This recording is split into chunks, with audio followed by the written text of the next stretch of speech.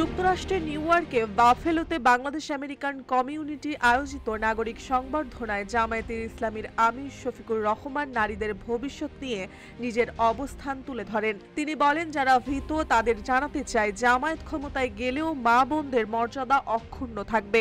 আমরা আমাদের মেয়েদের মা হিসেবে দেখি, সেভাবেই সমাজের প্রতিটি নারীকে সম্মান দেখাতে চাই। শফিকুর রহমান বলেন, মা বাবা যখন মেয়েকে যত্নে বড় করেন তাকে উপহার হিসেবে সমাজে দেন। এই উপহারটি মর্যাদার সঙ্গে নতুন পরিবেশে পৌঁছে দেওয়ার দায়িত্বই তাদের। নারীরা সমাজে অংশগ্রহণ করতে পারবে, কর্মক্ষেত্রে মেধা অনুযায়ী কাজ করবে এবং সঙ্গে থাকবে নিরাপত্তা ও সম্মান। তিনি প্রতিবেশী বাংলাদেশিদের ভোট দেওয়ার আহ্বান জানান। বলেন, ধর্ম বা দলের ওপর ভিত্তি করে নয়, সবাইকে ভোটাধিকার নিশ্চিত করতে হবে। প্রবাসীরা জাতীয় সংসদে তাদের প্রতিনিধিত্ব নিশ্চিত করবে।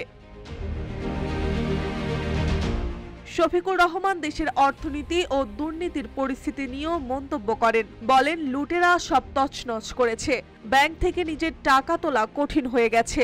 আমরা ক্ষমতায় গেলে এই অর্থনৈতিক সংকট মোকাবেলা করব। ন্যায়ের ওপর জোর দিয়ে তিনি বলেন, আইন কারো ব্যক্তিগত অবস্থান দেখে কাজ করবে না। রাষ্ট্রপতি বা প্রধানমন্ত্রী কেউ অপরাধ করলে আইন তার অপরাধকেই লক্ষ্য করবে।